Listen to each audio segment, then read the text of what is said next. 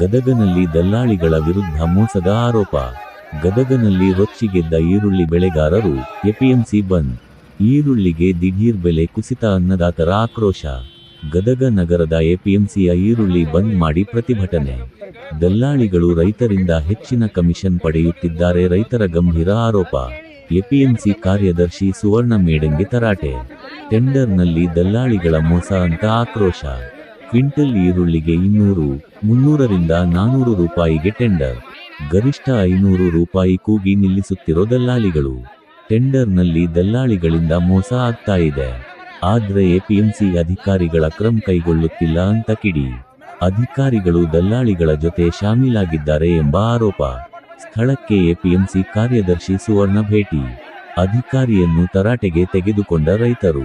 ಮತ್ತೊಮ್ಮೆ ಟೆಂಡರ್ ಆರಂಭಿಸುವುದಾಗಿ ಅಧಿಕಾರಿ ಹೇಳಿಕೆ. ಸ್ಥಳಕ್ಕೆ ದೌಡಾಯಿಸಿದ ಬಡಾವಣೆ ಪೊಲೀಸರು. ಸಿಪಿಐ, ಪಿಎಸ್ಐ, ಡಿಆರ್ ತುಕಡಿ ನಿಯೋಜನೆ.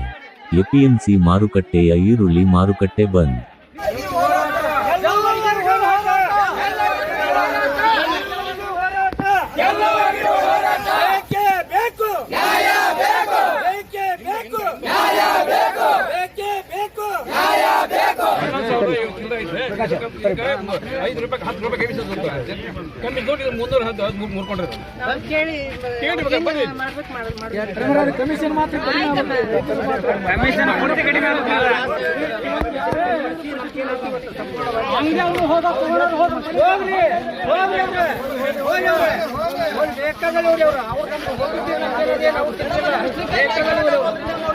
ಹೇಳ್ತೀವಿ ನಿಮ್ಮ ಮಾತು, ನಮ್ಗೆ ಅಧಿಕಾರ ಐತಿ. ಹೇಳ್ರಿ ಸರ್, ನೀವು ಏನಂತೀರಿ ನಾವು ಬಗ್ಗೆ ಹೇಳ್ರಿ ಸರ್. ಈಗ ಒಂದು ಗಡ್ಡಿ ನಮ್ಗೆ ರೆಡಿ ಆಗ್ಬೇಕಂದ್ರೆ 700, 650 ರೂಪಾಯಿಯಿಂದ ಒಂದು ಪಿಸಿ ಕಟ್ಟಿದೆ. ಹೌದು ಸರ್, ಒಪ್ಕೊಳ್ತೇವೆ. ನಮ್ಮ ರೈತರ ಬಾಳೆ ಏನಂದ್ರೆ ಒಂದ್ ಮಾತಾಡ್ತೀನಿ, 650 ರೂಪಾಯಿ ರೈತರ ಮೇಲೆ 2,000 ರೂಪಾಯಿ ಮಾರಿದ್ರೆ ಲಾಭ ಐತೆ ಅನ್ನೋದು ನಮ್ಗೆ ಗೊತ್ತೈತಿ. 2,000 ರೂಪಾಯಿ ಮೇಲೆ ಮಾರಿದ್ರೆ ನಿಮ್ಗೆ ಲಾಭ ಆಕೈತಿ. 2,000 ರೂಪಾಯಿ ಒಳಗೆ ಮಾರಿದ್ರೆ ನಿಮ್ಗೆ ಗೊತ್ತೈತೆ. ನಾವ್ ಏನ್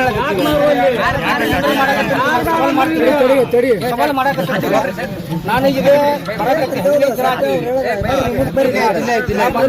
ಯಾವಾಗ ನಾನು ನೋಡಿದ ಅಂದ್ಕೊಳ್ಳೆಲ್ಲ ಏನ್ ಮಾಡ್ತಾರೆ, 600, 700, 800, 900, 1000, 1100 ಕಡೆಗೆ 14 ಅಂತ ನನಗೆ ಎತ್ತಿ ತೋರಿಸ್ಬಿಡ್ತಾರೆ.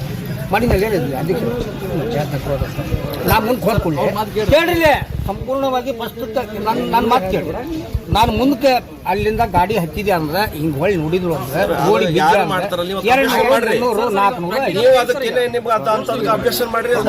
400